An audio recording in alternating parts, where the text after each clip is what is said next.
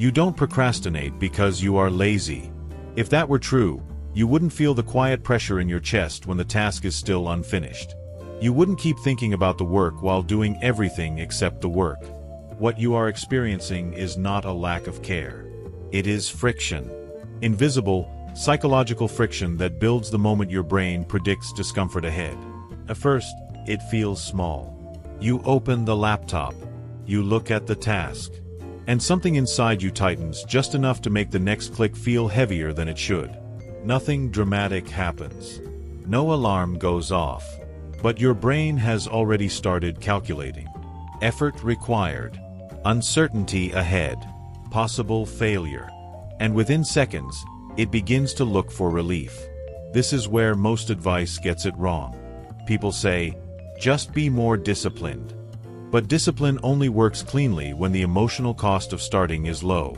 Today, for many people, the cost feels high before the work even begins. Your environment is faster, louder, and more rewarding than any deep task you are trying to do. So when your brain compares two options, slow effort versus fast relief, the pull toward distraction is not weakness. It is prediction. Your brain is trying to protect your energy. The problem is that modern life has quietly hacked this protection system.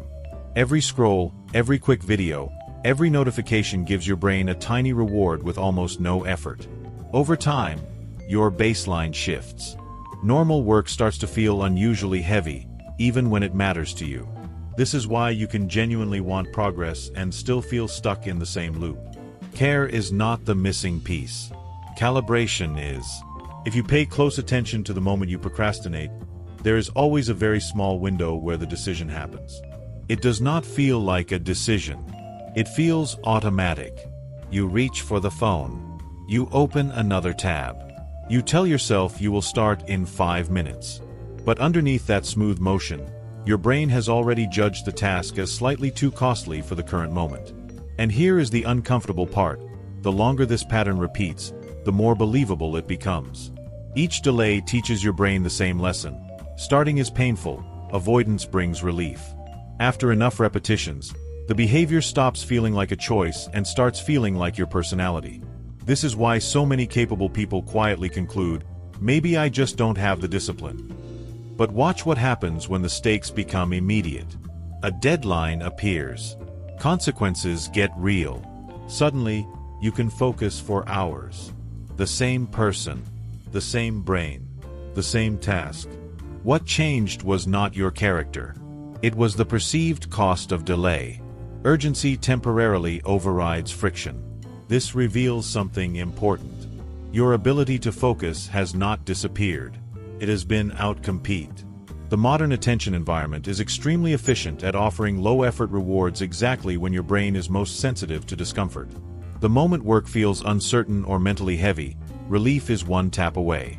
Over time, your brain learns the pattern so well that the urge to escape appears almost instantly when effort begins. Not because you are weak, but because the feedback loop has been reinforced hundreds of times.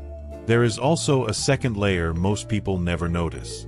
Procrastination is often not about the size of the task, but about the clarity of the next step. When your brain cannot clearly see how to begin, the task feels bigger than it is. Vague work creates emotional drag. Specific work reduces it. This is why you can spend 2 hours avoiding something that only takes 20 minutes once you finally start. Uncertainty amplifies friction. Perfectionism makes it worse. When you quietly expect the first attempt to be clean, sharp, or impressive, the starting cost rises even more. Your brain senses the pressure and looks for a safer place to spend attention. Scrolling feels safe. Organizing feels safe. Researching endlessly feels safe. Starting imperfectly does not. So the loop continues. But once you see the mechanism clearly, something shifts. You stop framing procrastination as a character flaw and start seeing it as a predictable response to friction, uncertainty, and reward imbalance. And predictable problems can be engineered around. The first leverage point is reducing the emotional weight of starting.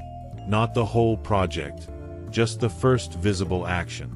When the next step is painfully obvious and small enough to feel safe, the brain's resistance drops sharply. This is why people who consistently move forward rarely rely on motivation. They design low-friction entry points into their work. The second leverage point is environmental honesty. If high-speed distraction is always within reach, your brain will continue to compare options in real time, and fast rewards will often win. Creating even slight distance between you and instant relief changes the math more than most people expect.